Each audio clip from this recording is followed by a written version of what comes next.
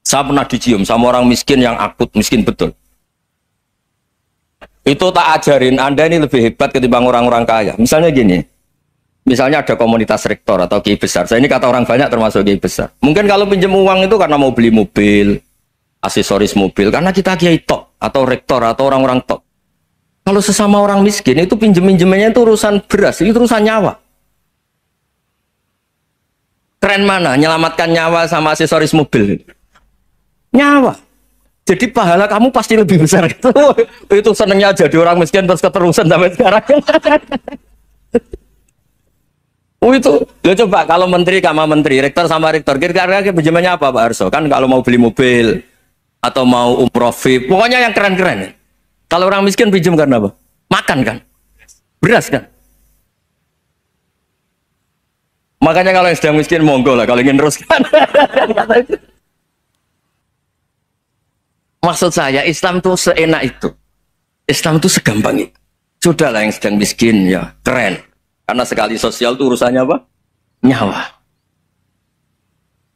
Tapi kalau miskin semua ya Indonesia bisa tutup kan.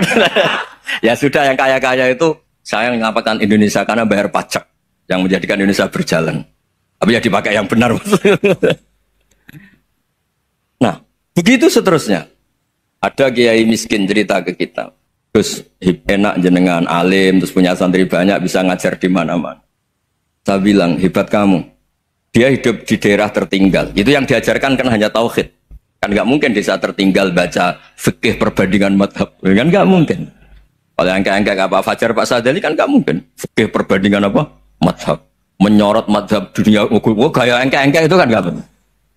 Tapi pertanyaannya, yang menyelamatkan masuk surga itu tauhid apa perbandingan madhab? Tauhid. Ini hanya mengajarkan fardu kifayah, sunat-sunat. Ini Anda mengajarkan fardu ain. Surganya dulu kamu. Oh terus senangnya jadi kayak gitu. Karena yang diajarkan apa? Tauhid. Sementara kita yang gaya-gaya ini ajarkan perbandingan apa? Ada studi banding ke Al-Azhar kemana-mana. Ini enggak tauhid. Dari orang nyembah pohon jadi nyembah Allah Ta'ala. Keren ya? Keren. Jadi terus kiai desa sama saya senangnya bukan karena tak bela. Tapi ada yang agak kurang ajar tanya saya. Kalau itu hebat kenapa Gus gak mau jadi kiai desa? Waduh. Wah ya repot kalau pertanyaan. Terus tak jawab, kalau saya jadi kiai desa, kamu ngangsu ilmu dari mana coba? Ya dari jenengan, ya kalau sama gobloknya ada bisa. Ya sudah, Gus aja jadi kiai besar. Maksud saya, ya sudahlah kita begini seperti yang saya ajarkan di sini, saya sarankan supaya orang itu tahu. Ini namanya diroyah, apa? Makanya kata Imam Ghazali itu kalau kamu ingin sopan gampang melihat anak kecil, wa aqallu minni dzamban, dia dosanya lebih kecil. Karena masih kecil kan, tentu secara dosa enggak banyak. Kalau melihat orang yang tua, wa aktsaru minni ibadatan, dia tentu ibadahnya lebih banyak karena umurnya lebih banyak. Sehingga terus semua orang lain tuh di depan kita itu hebat. Ya semua orang lain sama misalnya Pak, ini rektor, misalnya Fathul Wahid rektor, tanggung jawabnya lebih banyak, berarti pahalanya lebih banyak.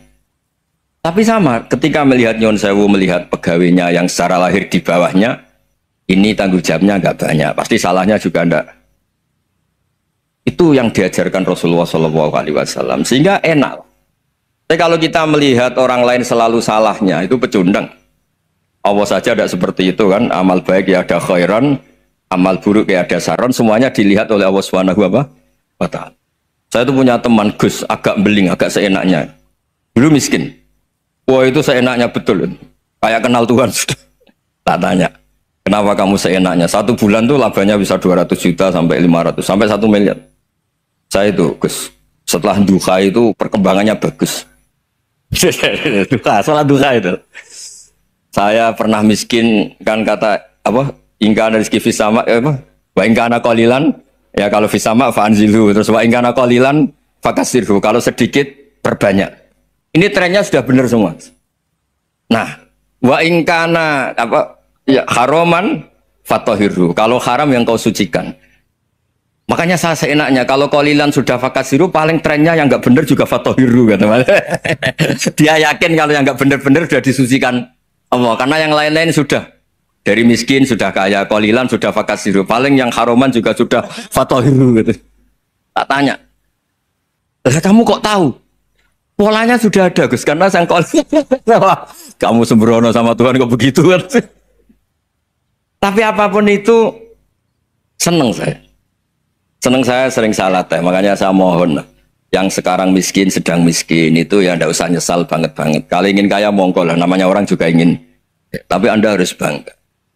Sosial antar kalian adalah urusan nyawa dan itu pahalanya luar biasa. Supaya kita, nah yang kaya-kaya juga boleh GR lah, karena pembayar pajak. Dan itu bisa menyelamatkan apa? Indonesia Raya. Begitu seterusnya.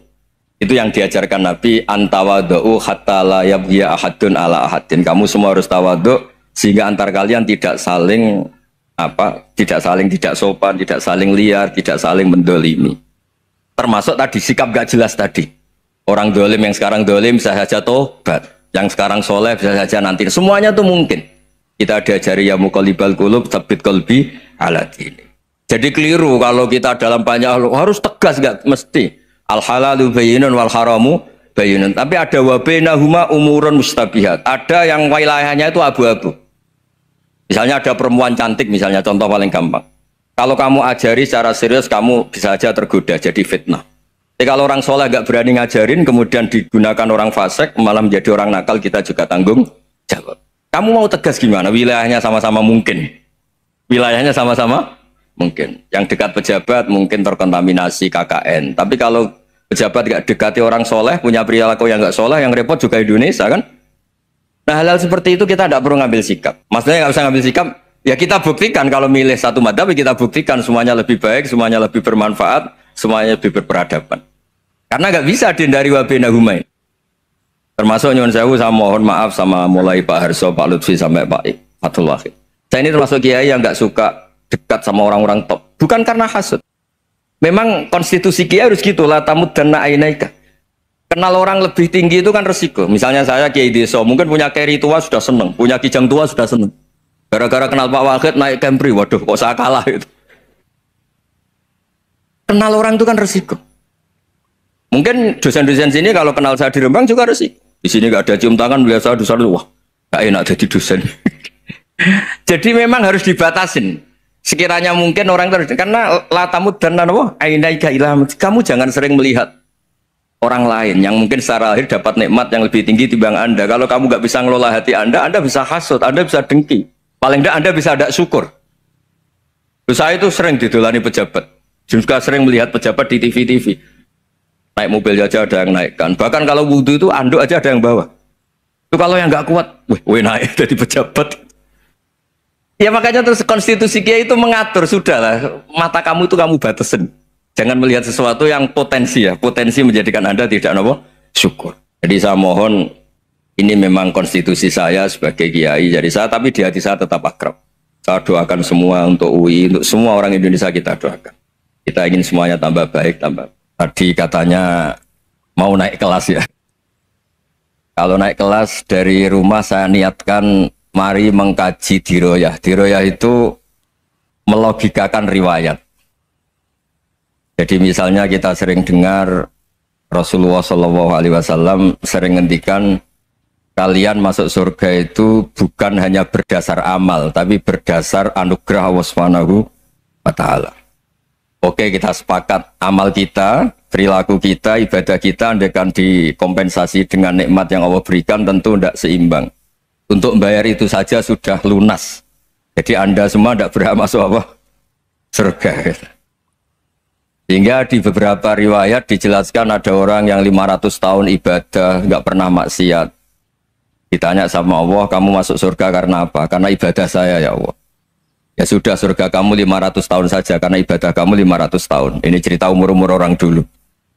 Ya Allah katanya surga engkau ini selamanya. Ya kalau yang selamanya itu rahmatku, kalau amal kamu terbatas ya surganya sesuai amal kamu ya terbatas. Ya sudah ya Allah, berarti masuk saya surga saya ini karena fadl engkau, karena anugerah engkau. Itu namanya apa? Diroyah. Diroyah itu satu kajian analisis di mana kita percaya riwayat, tapi kemudian punya logika, punya diroyah. Ini penting supaya tauhid kita ini kuat. Jadi dulu ada orang yang sangat cerdas, namanya Jubair bin Mut'im. Dia saking cerdasnya, juga kaya, juga tokoh, dikirim sebagai delegasi pembebasan Asra Badrin, tawanan Badar. Kemudian pas datang ke Masjid Nabawi, Nabi delalah pas baca Wattur wa kitabim mastur. Sampai pada titik Nabi baca am khuliqu min ghairi syai'in am humul khaliqun.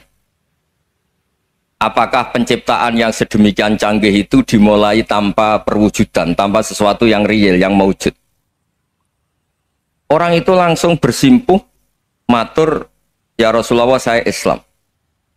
Kada qalbi yatir, hampir hati saya, otak saya, pikiran saya itu terbang. Karena logika yang dibangun ateisme misalnya, kalau alam raya ini dimulai dari nihilisme, berarti logikanya apa? Al-adamu yakhluqu maujudan. Alam raya ini kan maujud, maujud itu ada. Kalau yang lebih dulu itu ketiadaan, berarti ketiadaan menjadi sebab kewujudan. Kalau dalam bahasa Arab itu al-adamu yakhluqu maujudan, sesuatu yang harusnya nggak jadi faktor karena ketiadaan menjadi faktor sesuatu yang nyata. Itu kan nggak masuk akal. Ya, kalau alam raya ini ada al-adam sing yasbiku maujudan, berarti alam raya ini al-adamu yakhluqu maujudan, sesuatu yang tidak ada menciptakan yang ada. Dengan logika itu terus kita ngaji. Diajari sama guru-guru kita, sifat dasar Allah itu maujud. Wallahu maujudun qadimun. Terus masuk. Yang harus distatuskan pertama dari Allah itu apa? Maujud, wujud. Karena dengan wujud ini layak menjadi penyebab adanya alam raya ini. Sehingga ketika kita menolak faham nihilisme atau ateisme, faham tanpa Tuhan, tanpa pencipta awal, kita punya diroyah. Bahwa tidak mungkin ketiadaan ini menjadi sebab perwujudan alam raya, yaitu am khuliqu min ghairi syai'in. Masa alam raya ini diciptakan tanpa sebab yang nyata, yaitu wajibil wujud. Siapa itu? Allah Subhanahu wa ta'ala. Begitu juga menyangkut sholawat. Orang boleh beda pendapat tentang redaksi sholawat. Ada yang sholli ala Muhammad, ala Sayyidina Muhammad, Nabi Muhammad. Monggo lah, masalah redaksi saja. Tapi setelah dianalisis, Nabi itu Pak Rektor jadi Nabi setelah Nabi Isa saking dihormatinya sampai dituhankan. Juga jadi Nabi yang ada cerita masih hangat, orang Yahudi itu bunuh Nabi. Jadi yang satu mendudukkan Nabi sedemikian tinggi sampai kayak Tuhan, yang satu menjatuhkan Nabi sedemikian rendah sampai dibunuh. Kayak apa susahnya jadi Nabi Muhammad SAW. Kemudian dengan gampang Hadaddin agama ini bikin syariat yang bernama sholawat. Redaksinya monggo lah sesuai tradisi masing-masing. Allahumma sholli ala Muhammad, Allahumma sholli ala Sayyidina Muhammad, ala Nabiyina Muhammad, monggo lah. Tapi yang jelas redaksi ini kalau didiroyah dikaji, Allahumma itu Tuhan, Tuhan itu pemberi. Wa Muhammadun wa in jalla qadruh abdun min ibadi. Muhammad apapun tinggi derajatnya tetap berstatus hamba. Sehingga agama ini terjaga oleh syihotus sholawat. Agama ini terjaga oleh redaksi sholawat. Yaitu Allah tetap pemberi sebagai Tuhan yang nggak tersaingi, la syarikalah. Rasulullah Muhammad wa injalla qadruh, apapun prestasinya, bisa mi'raj, bisa apa saja, tetap seorang hamba yang butuh muhtajun ila rahmatih. Jika redaksi Allahumma sholli ala Muhammad ini mengukuhkan yang Tuhan tetap Tuhan, hamba pilihan tetap hamba pilihan. Tentu dengan redaksi ini kemudian kita mendudukkan Nabi benar-benar posisi terhormat. Yaitu orang yang paling berhak dapat askat tahiyat, mendapat penghormatan Allah paling tinggi, yaitu Rasulullah Muhammad SAW. Dan itu diulang-ulang oleh Allah. Subhanalladzi asra bi'abdi. Status hamba ini diulang. Lagi-lagi ini bernama diroyah. Bernama apa? Contoh ketiga misalnya fihi ayatum bayinatum maqamu Ibrahim. Dulu orang Yahudi itu ada diskusi masif. Syaratnya Nabi itu mbah-mbahnya harus Nabi, harus keturunan Nabi. Kemudian semua Nabi rata-rata di Palestina, di Syam. Lalu Muhammadnya asal-usulnya dari mana? Tahu-tahu orang Arab kok Nabi, padahal orang Arab itu dulu jahiliyah. Walhasil terus diceritakan bukti Muhammad ini turunan Ibrahim adalah ada jejak kaki Nabi Ibrahim di dekat apa? Ka'bah. Fihi ayatum bayyinatum maqamu Ibrahim. Kalau Nabi Ibrahim pernah di Mekah, artinya beliau pernah meninggalkan turunan yang di Mekah. Itu bernama Nabi Muhammadun sallallahu alaihi wasallam. Itu disebut fihi ayatum bayyinatum maqamu Ibrahim. Nah, itu namanya diroyah. Diroyah itu satu perilaku keseharian kita beragama, kemudian tahu logikanya. Yang keempat misalnya, mangkana yu'minu billahi wal yaumil akhir falyukrim apa? Jahro. Orang yang iman karena Allah dan Rasul, maka memuliakan tetangganya. Andaikan pakai hukum sosial, tentu kalau tetangga kita baik, kita baik. Kalau kurang baik, kok kurang penggawean kan gitu. Tapi dulu itu pernah ada seorang ulama itu dibully ya, dikerjain sama anak muda tetangganya. Pak Kiai datang ke rumah saya, orang ini datang. Kemudian setelah di rumahnya, saya tidak jadi butuh sama Pak Kiai, silahkan pulang. Itu Kiainya senyum menikmati. Dan itu terulang 3 kali. Dibully seperti itu, dikerjain terulang 3 kali. Lalu tetap Kiainya tuh asik, seneng sekali. Lama-lama muda ini tanya, kenapa engkau tidak tersinggung? Padahal saya kerjain sampai 3 kali, tak undang, terus tak suruh pulang, tak undang, tak suruh pulang. Kata Kiai tadi, yang memerintahkan baik sama tetangga itu Allah. Jadi saya nikmati ketika bisa baik sama Anda. Tidak ada urusannya dengan perilaku Anda yang menolak saya.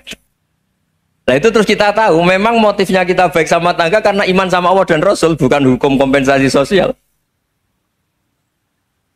Jadi kalau mau diteruskan Pak Rektor, saya ngajar di sini ya karena perintah Allah itu orang alim harus ngajar, bukan karena perintah Rektor. Kalau diteruskan.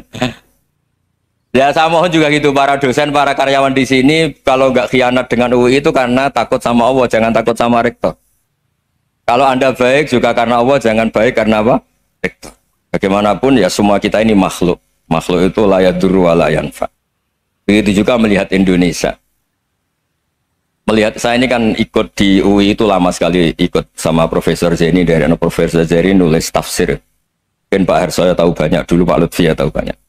Tapi saya memang nggak pernah terbuka karena ya memang nggak ingin sebenarnya. Kondisi ini kondisi darurat. Sehingga saya tahu cara berpikir Profesor Zaini, ya tahu komitmen beliau pada UI. Dan pendiri UI memang ya banyak yang dari tokoh NU, Muhammadiyah, dari tokoh-tokoh ormas yang lain memang didirikan banyak orang. Hingga UI memang nggak milik ormas apa tertentu. Dari satu sisi memang baik, nggak dikuasai ormas tertentu, tapi nanti kalau keterusan ya nggak berbentuk. Ya sudahlah dikelola saja, sambil jelas, sambil kadang nggak jelas, yang penting ikhlas tadi. Karena kalau terlalu asobia itu jadi repot. Kita ini yang nekuni fikih itu tahu, kalau tidak kuno itu madhabnya Hanafi, kuno itu madhabnya Syafi'i. Tahu-tahu seakan-akan Imam Syafi'i itu NU, Imam Abu Hanifah itu Muhammadiyah. Padahal ini orang-orang yang sebelum NU dan apa? Muhammadiyah. Jadi kalau kita yang nekuni ilmu itu biasa saja dengan perbedaan. Tapi kalau orang-orang yang nggak siap dengan perbedaan itu sampai Allah disifati Ta'ala itu tidak terima. Padahal Ta'ala itu maknanya Maha Luhur, yang Maha Agung. Jadi ada seorang kiai kebetulan pidato pertama Pak Rektor. Assalamualaikum warahmatullahi ta'ala wabarakatuh. Di mubalik kedua ini nggak terima karena itu dianggap bid'ah ada Ta'ala. Hanya dia bilang Assalamualaikum warahmatullahi ta'ala wabarakatuh. Itu saking asobiahnya itu Allah ditambahi Ta'ala itu tidak terima. Padahal Ta'ala itu maknanya Maha Agung. Nah itu kan jadi repot kalau asobiah gitu. Kalau kita ngadepi perbedaan itu biasa saja. Karena kita mungkin bacanya banyak, lihat hal-hal seperti itu ya. Barkohnya nggak jelas itu menjadi orang tuh bijak. Ini sekarang nakal, jangan-jangan nanti jadi orang baik. Yang sekarang baik, jangan-jangan suatu saat jadi tidak baik. Semua orang introspeksi. Nggak ada jaminan kalau kita sekarang baik akan baik terus. Nggak ada jaminan kalau kita sekarang buruk akan buruk terus. Sehingga terus banyak kiai-kiai bijak itu memang lahirnya nggak tegas. Tapi nggak tegas itu yang menjadikan bijak. Karena sama-sama mungkin. Itu yang disebut laisa laka minal amri syai'un aw yatuba alihi mau yu'adzibum. Itu tidak wilayah kamu. Ketika Allah mengomentari orang munafik juga wa yu'adzibal munafiqina insya'a aw yatub. Bisa saja ada yang disiksa, bisa saja ada yang dikasih tobat. Karena pola yang kita analisis itu semuanya menurut kita. Bukan menurut kemaslahatan orang apa? Saya punya sekian contoh cerita. Orang yang sowan kiai baik-baik, mungkin bawa gula atau salam tempel, tidak tahu lah. Itu tidak mesti jadi wali. Tapi kali Joko yang kenal Sunan Bonang, itu kenalnya itu karena ingin begal.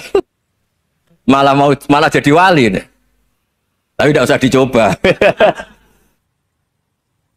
Umar itu nyari Nabi itu mau dibunuh. Tapi malah tobat jadi orang baik. Jadi ini penting ngaji ya, supaya tidak tegas itu, tidak jelas itu kadang baik. Nah termasuk saya juga termasuk dia yang milih tidak jelas. Saya sering gojlok gini, Fajar Hadili ini murid-murid saya sering saya gojlok. Kalau semua sistem pendidikan kayak kampus, kayak UII, kayak UIN semuanya, itu sistem yang bagus karena tertib, jam kuliahnya jelas, mata kuliahnya jelas. Kalau di pesantren itu Pak Arso itu nggak tertib, tapi justru itu enak ketemu di jalan orang berani tanya. Nah ini kalau mbak-mbak misalnya menstruasi, mau belajar haid nunggu semester berapa baru tahu. Itu bisa sekian tahun nggak sholat karena nunggu pelajarannya baru diterangkan. Mau haji juga gitu, nunggu mata pelajaran haji. Kalau nggak jamnya nggak mau dosennya ngajarin. Nah, kalau kiai kan nggak ketemu di jalan tanya dijawab. Jam berapa juga dijawab. Artinya Indonesia itu berkah, ada sistem kampus yang tertib. Ya semoga termasuk tertib gajinya. Tapi tertib gajinya itu juga sebenarnya rugi. Saya sering ada pegawai negeri Gus, tolong doain saja di PNS enak aja. Gajinya tetap. Kata saya nggak mau kalau gaji saya tetap. Kok bisa Gus enak tiap bulan mesti dapat gaji. Kalau tetap nggak naik-naik kata saya. Kalau kiai gajinya nggak tetap, tapi di atas yang tetap kata saya. Artinya Indonesia itu berkah. Kalau semuanya pakai sistem pendidikan setertib ini, orang mau tanya haid ya nunggu pelajaran haid. Bab haji ya nunggu pelajaran haji. Tapi kalau ketemu kiai itu enggak. Ya semuanya, saya pernah di pasar, Gus mau tanya apa? Anak saya keluar darah terus gini-gini. Padahal biasanya haid hanya 7 hari gini-gini. Ya sudah kembalikan ke biasanya, rudat hilal adat. Itu enggak usah sowan ke rumah. Juga enggak registrasi dulu, enggak daftar dulu. Ya ini enggak nyindir cerita saja. Supaya ini bukti koalisi beneran. Jadi saya yang kiai enggak tertib jam, koalisi sama yang tertib jam. Jadi kalau semuanya sistem kampus, nanti pertanyaan itu enggak bisa on time, enggak bisa setiap saat. Makanya Indonesia itu berkah.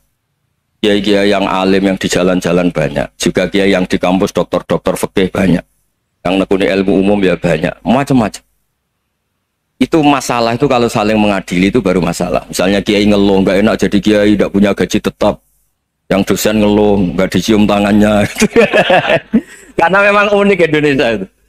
Kalau guru fikih kok dosen itu tetap nggak dicium tangannya. Karena pikirannya anak-anak itu wong sudah bayar disuruh nyium. Itu kayak di alam sadar tuh gitu. Kalau kiai itu kan anak-anak gak bayar itu. Ya opanya cium tangan itu. Makanya kalau kiai tidak keramat bisa mati karena cium tangannya doang itu bisa mati itu kiainya. Ya ini cerita. Supaya saling menghormati saling. Nah dulu itu perbedaan itu urusan sudut pandang. Ya saya ulang lagi, perbedaan itu sudut. Allah yang Tuhan saja sering didebat sama nabi-nabinya. Karena urusan sudut pandang apa? Saya beri contoh ya. Suatu saat Khalilur Rahman Ibrahim itu saatnya meninggal sama Allah, Israel disuruh. Israel itu Ibrahim saatnya meninggal, ambil nyawanya. Setelah datang ke Ibrahim, ya Khalilur Rahman Ibrahim, saya disuruh nyabut nyawa Anda. Itu Israel dipaksa mikir sama Ibrahim. Hal ra'aita khalilan yumitu khalilah. Kamu tahu orang yang mencintai kemudian bunuh yang dicintai. Itu logika agak benar. Akhirnya Israel kan gak biasa debat. Kan nggak dilatih debat, nggak pernah ikut lomba UI debat ilmiah. Dia taunya nyambut nyawa aja. Kembali ke Allah. Ya Allah, kata Ibrahim, hal ra'aita khalilan yumitu khalilah. Masa kekasih bunuh yang dicintai ya. Tapi kata Allah santai. Bilang ke Ibrahim, hal ra'aita habiban yakrahu ayalqa habibah. Masa katanya dia cinta saya, kemudian ketemu saya tidak berani. Israel mater lagi. Logikanya gini Ibrahim, masa yang dicintai sama yang ketemu yang dicintai nggak berani? Ya udah ketemu aja. Satunya yang meninggal itu. Artinya kamu bisa saja GR tidak mati-mati karena merasa dicintai. atau ingin mati karena mencintai. Nah, maksud saya hal-hal seperti ini orang UI pasti gak jelas. Katanya cinta Allah suruh mati ya nggak mau. Gak jelas kan? Dibilang gak cinta juga gak mau. Tapi dibilang cinta kalau ukurannya mati juga gak mau. Nah, tapi dalam banyak hal gak jelas itu penting, Pak Rektor. Penting sekali. Buatan guyon. Saya beri contoh sekian ilmiah, gak jelas itu penting. Rasulullah Shallallahu Alaihi Wasallam itu dalam banyak hal itu disuruh Allah, memang disuruh supaya ngambil sikap seperti itu. Karena Allah itu punya otoritas penuh untuk bikin orang itu baik atau tidak baik. Wahsy itu yang membunuh Sayyid Hamzah, orang paling dicintai Nabi, di antara yang dicintai Nabi. Qatalahu Wahsyun, dibunuh oleh Wahsy. Nabi secara basarnya itu nggak suka sama Wahsy. Sampai cara lahir ya ingin corong Jawa ingin masuk nol. Tapi apa kata Allah? Laisa laka minal amri syai'un aw yatuba alaihim aw yu'adziba. Itu tidak wilayah kamu Muhammad. Malah Wahsy dikasih tobat sama Allah. Khalid bin Walid. Itu perang Uhud kalah itu karena ide brilian Khalid bin Walid. Pas itu masih panglima kafir. Yaitu pura-pura kalah, ghanimah dilepas, sahabat turun, pasukannya naik, walhasil orang Islam kalah. Khalid bin Walid akhirnya juga masuk Islam. Orang yang secara basariah Nabi itu gak siap. Kebalikannya juga ada. Sa'labah itu orang sampai dapat gelar Hamamatul Masjid. Ini pas ngaji mesti ingat. Salah. Dia di masjid terus. Setiap habis salam tuh lari karena istrinya nyuwun sewu masih berpakaian yang tidak pantas. Kenapa engkau terburu-buru pulang? Pakaian yang dipakai istri saya sekarang saya pakai. Ya pakaian sarung itu kayak Pak Rektor kan fleksibel. Ini khusus mau Ramadan. Tidak akan sarungan terus, gak usah khawatir. Jadi ini tadi sudah perjanjian. Saya yang kiai celananan, beliau yang rektor pakai sarung. Jadi, iya. Supaya itu barter madhab. Tapi hanya sekali ini aja, bukan.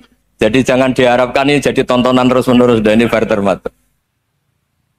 Saya sama Profesor Kores juga sering gitu. Saya pakai sarung yang dihadiahi beliau pakai sarung yang dihadiahi saya. Memang itu tradisi Islam. Tahadau tahabu, kamu saling memberi hadiah maka kamu saling mencintai, bukan riswah, bukan riswah.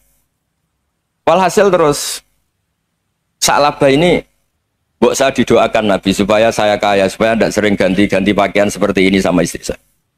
Jangan-jangan kamu miskin itu lebih baik. Ngotot minta didoakan. Didoain Nabi kaya terus lama-lama ninggal sholat, ninggal jamaah. Itu Allah belum tersinggung. Yang mulai Allah tersinggung itu kan saya sering fatwa di mana-mana, sering memberi saran. Mumpung kamu miskin itu sering sedekah, karena kalau sudah kaya itu tidak bisa. Saya memberi analogi gini. Kalau saya masih santri miskin, punya uang 100.000, diminta guru saya 50 tak kasihkan, padahal itu 50%. Punya 2 kambing kurus, diminta guru saya 1 pasti tak kasihkan, padahal itu 50%. Jadi kalau punya sapi Brahman atau sapi limusin yang harganya itu 100 juta, punya 2, diminta 1 boleh enggak? Tidak boleh. Saya punya motor butut 2, diminta teman saya 1 boleh. Tapi kalau Davidson Harley itu nggak boleh. Itu. Nah, walhasil itu kalau kita miskin, misalnya kita zaman kuliah atau zaman mondok atau zaman apa saja, punya uang 100.000, narik temannya sampai 50.000 kan biasa.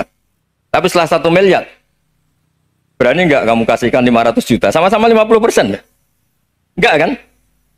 Nah, Sa'labah gitu, ketika zakat masih per 40 kambing 1 kambing itu sebenarnya kan masih ringan. 41, 82. Kambingnya itu sudah mabenal jabalen. Barang dihitung zakat karena sudah ribuan, jumlahnya sampai 400 kambing. Banyak lah pokoknya. Terus kata Sa'labah, ini pemerasan. Karena jumlahnya besar. Allah tersinggung karena nabinya dianggap narik zakat itu dianggap khoros, dianggap pemeras. Allah tersinggung kemudian fa'aqobahum nifakon fi qulubihim ila yaumil. Dia ditakdir munafik. Semenjak itu terus tadi kembali gak jelas tadi. Jadi kalau makanya itu pakar-pakar akhlak ya, pakar-pakar etika peradaban. Itu tertampar betul ketika Nabi urusan ilmu itu mengabaikan itu kalau sudah urusan ilmu. Misalnya begini, ada urusan ilmu, ada mbak-mbak cantik atau ibu-ibu cantik. Itu dalam Islam itu diajarkan jangan sopan-sopan banget. Kata Nabi, karena kekuatan ilmu itu di atas kekuatan akhlak, di atas kekuatan adab. Ya nisa an-nabi lastunna ka ahadim minan nisa. Ini taqaitunna fala takhdu'na bil qaul. Faya tama alladhi fi qalbihi maradun. Misalnya ada babak cantik, menarik, kemudian sopan misalnya sama Pak Fajarin sama dosen-dosen. Monggo binara. Wah itu bahaya pikirannya kemana-mana itu. Orang yang imannya pas-pasan, wih berarti mau. Maksud saya kalau cantik, menarik, ketemu di jalan, biarin aja dosennya mau kemana, biarin aja. Gak usah dihormatin. Kalau dihormatin, Pak mau kemana sadereno bisa bahaya ya. Nah, biarin aja. Kalau tanya, Dek ini alamatnya mana? Cari sendiri Pak. Karena hanya dengan cara itu, si Pak dosen ini gak kepikiran. Gak ada orang suka orang kedus itu gak akan. Tinggal sudah cantik, sopan. Wah bisa pikirannya macam-macam. Itu ilmu. Fala takhdu'na bil qaul. Kamu jangan terlalu lirih kalau ngomong. Fayat ma'alladhi fi qalbi maradun. Orang yang pikirannya masih kotor pasti berpikir yang negatif. Anda mungkin demi sopan sama dosen Anda. Tapi sejauh mana dosen Anda juga berpikir positif. Itu kan uji iman sama uji nyali. Nah, sama pejabat yang sopan sama kiai mungkin punya Alphard, punya Robicon, punya terus bawa uang banyak.